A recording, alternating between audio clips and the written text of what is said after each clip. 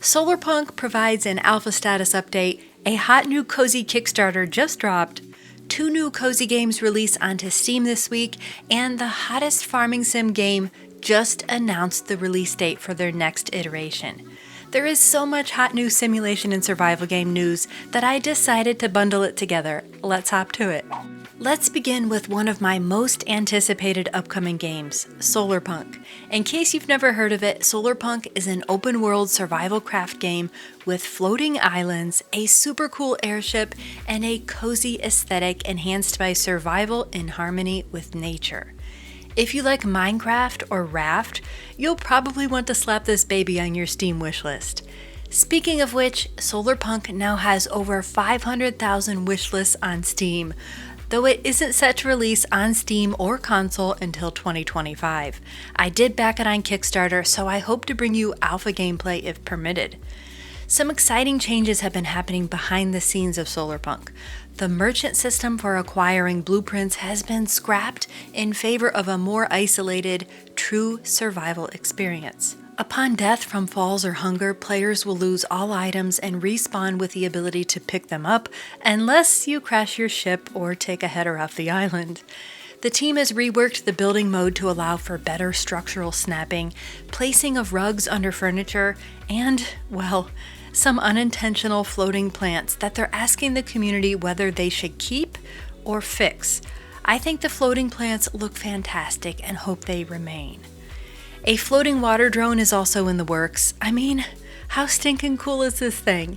It collects resources and pops them into your storage chest, but of course you'll have to attach wind or solar power before it's functional.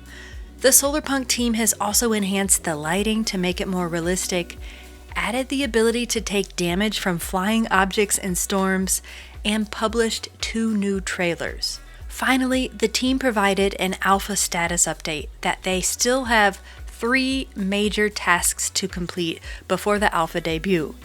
The energy system, which includes solar panels, batteries, and wind turbines, increasing the number of islands to explore, and adding new decorative items. So there's still no alpha release date, but keep in mind that there are only 2 developers working on Solarpunk. So we'll just have to be patient and enjoy these progress updates. Next, we have some exciting Go-Go Town updates to go over. A few small updates have already been sprinkled into the game, including a ticket pod machine to exchange unwanted items for import tickets.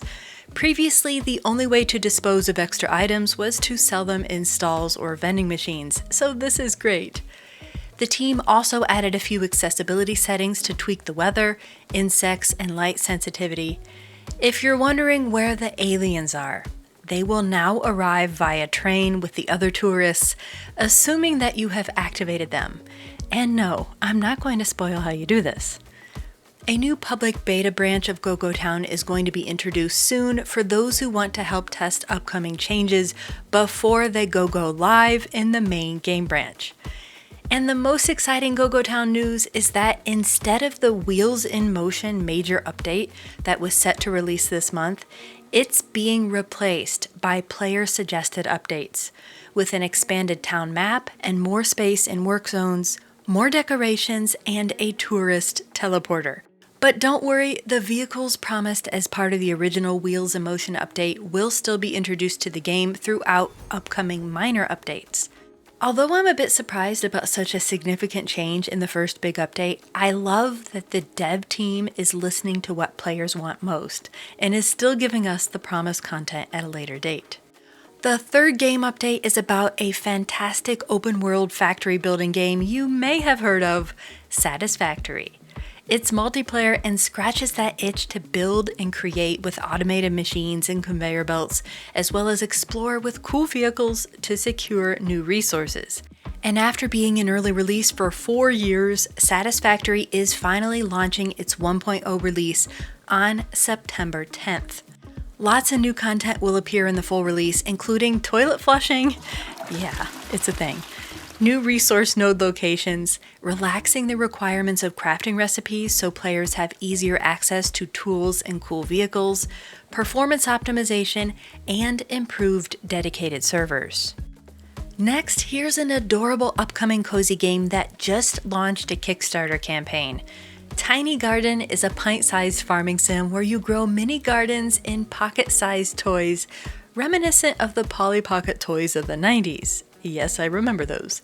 Plop a seed into the soil, turn the crank, and see what grows. Sell your harvest and buy furniture and decor.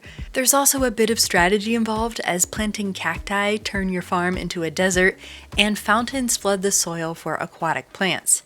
Tiny Garden will be released for Nintendo Switch and Steam for PC and Steam Deck, and you can reserve your digital copy for about $7 before the Kickstarter campaign ends on August 1st. One other brand new Kickstarter campaign you might want to know about is that of Hotel Galactic, a hotel-themed cozy management game with Studio Ghibli vibes. Transform a defunct old hotel into a bussin' Holiday Inn, but you get to use your creativity to construct your hotel as you wish, thanks to modular building pieces. Cook for your new guests, get to know their quirky personalities, and research and upgrade equipment. I love the charming art style of this game, and if you want to reserve an early access or alpha game key, the Hotel Galactic Kickstarter will be live until the end of July. If you're looking for a new relaxing game that's releasing this week, one to check out is Happy Sheepies, now available on Steam for about $12 US. Happy Sheepies is a drag-and-drop farming and management game where you care for sheep by harvesting crops for their feed, collecting wool and milk, which you can sell, purchasing production machines, watching your sheep reproduce, and it's going to take a dark turn here. Apparently, you can butcher your sheep. Yeah, I thought it was super cozy too, but I kinda dig this zesty twist. And the other new release I want to share is Horticular, a cozy life sim that blooms to life on Steam on July 11th with its 1.0 release and features a few twists that make it unique.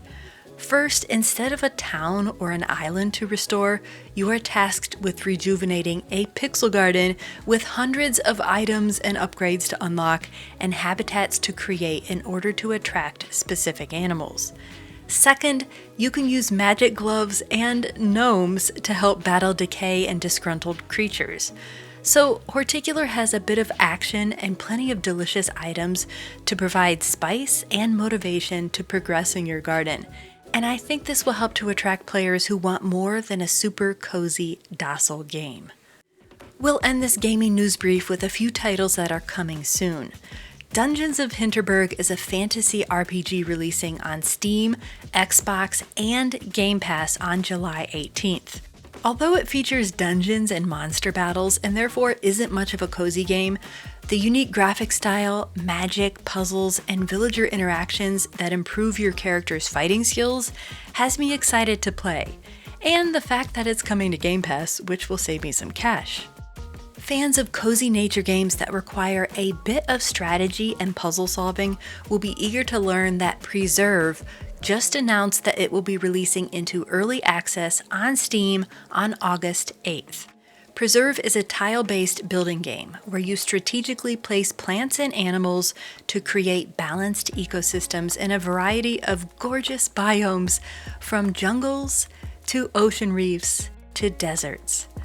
There's also a creative building mode as well as a photo mode to capture the beautiful biomes that you create.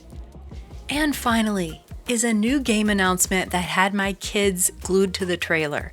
Farming Simulator 25 is coming to PC, Mac, PlayStation, and Xbox on November 12th. So just in time for Thanksgiving and Christmas. Do you think that's coincidence? I don't. FS25 boasts updated graphics and physics, Asian, European, and American farmland, new crops including rice and spinach, buffalo join the other animals, and new machinery and farm implements will be added. You can pre-order Farming Simulator 25, but it'll cost you $50 US plus $30 more for the Year 1 expansion pack. And there you have it. Hot news about 5 relaxing sim and survival games, 2 new cozy game releases this week, and 3 more upcoming games to keep your eye on. Which of these games are you most excited for? Let me know in the comments below, smack that like button if you enjoyed this gaming news video, and thanks for watching.